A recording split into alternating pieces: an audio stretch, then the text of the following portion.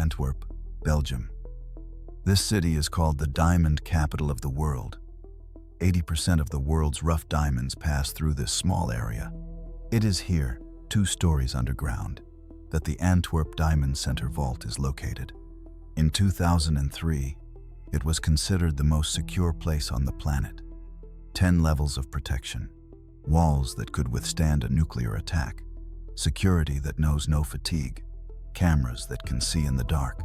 Security experts officially declared, this vault is impossible to rob, period. But on the 16th of February, 2003, the world woke up to news that sounded like the plot of the movie Mission Impossible. The vault had been opened. 109 safes were empty. More than $100 million in jewelry had disappeared without a single shot being fired. How did a gang of ordinary Italians beat the system worth tens of millions? And why did the perfect crime fall apart because of one half-eaten sandwich? Today, I will tell you a story you will not forget. Meet Leonardo Notarbartolo. To the police, he was a professional thief from Italy. But to the Diamond Center administration, he was a successful Italian jeweler. 3 years before the robbery, Leonardo rented an office in the very center of the block. 3 years before the robbery, he rented office number 516 inches, the Diamond Center itself. This gave him a golden ticket, a magnetic card, and the right to enter the building at any time. But how was he able to study the vault, where they were allowed only under supervision? This is where a real spy thriller begins. Leonardo had a pen with a hidden micro camera in his jacket's breast pocket. Whenever he entered the vault as a client, he simply bent over the documents, and the camera recorded everything at that time. The type of bolts on the doors, the viewing angles of the motion sensors, and even the manufacturer of the locks. But the most daring thing was something else. Leonardo managed to install his own hidden camera right in the hallway leading to the vault. He hid it inside an ordinary-looking fire extinguisher, according to another version, in a smoke detector. This camera recorded the guards opening the door for months. When the police later reviewed the footage, they were shocked. The robbers saw on the video how the head guard entered the secret code and where exactly he took the physical key. Leonardo couldn't do it alone. He needed an elite. He assembled a group that would later be called the School of Turin. Each had a nickname: Genius, an expert in alarm systems. He could fool any electronics. Monster, a jack of all trades, a mechanic, an electrician, and a driver, capable of breaking any lock. Key King, a man who could make a duplicate key just by looking at it. Speedy, Leonardo's old friend whose panic would ultimately prove fatal. Together they built a complete replica of the vault in an abandoned hangar and trained for months. They had to work in complete darkness, blindly, so that no ray of light would activate the photosensors. Let's break down what they were up against.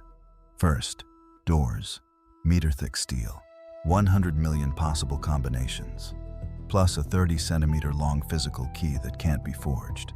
Second, magnetic contacts. If the door is opened, the circuit breaks and the siren goes off. Third, infrared motion sensors. They respond to human body heat.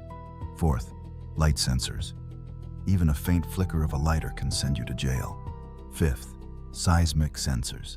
Any vibration in the floor from footsteps or drilling will set off the alarm. How did they get around this?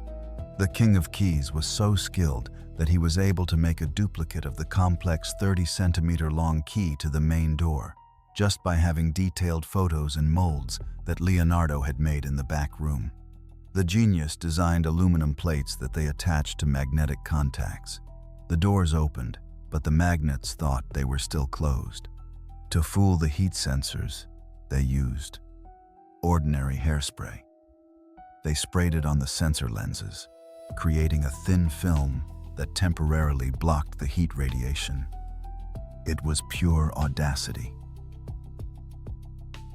Sunday night, February 15th. The center is empty. The gang enters through Leonardo's office. They cover the cameras with black tape. They move in the dark, using only weak green lasers to see the sensors.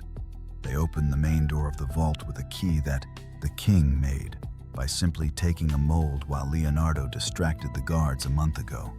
Inside are 189 safes. Each one must be broken by hand. They work all night. Diamonds, gold, wads of cash.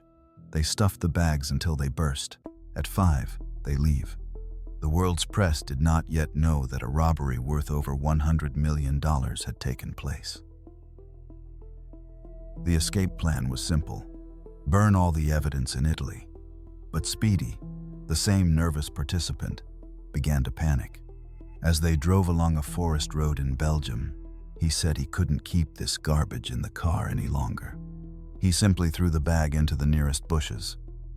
There were checks, leftover tape, videotapes, and an uneaten salami sandwich. The next day, a local hunter, obsessed with the cleanliness of his forest, found the trash and called the police. Detectives found a check for a CCTV system in Leonardo's name, and the DNA on the sandwich matched an Italian police database. Leonardo was arrested when he returned to the Diamond Center a few days later to check for any suspicious activity. He was too cocky.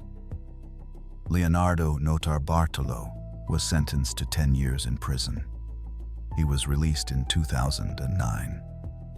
But the main mystery remains. Where is the money? The police did not find a single diamond. Leonardo claims that they stole only 20 million, and the rest, 80 million, was stolen by the jewelers themselves for insurance payments before they arrived. He says they were framed. Today, he lives in Italy. They say he is poor. But do you believe that a man who deceived the best security system in the world could just throw away 100 million? Perhaps somewhere in a safe in the Swiss Alps there is a package filled with blue diamonds, waiting for its time. And what do you think? Was it a failure or a brilliant diversion? Write in the comments. And don't forget to subscribe so as not to miss new investigations.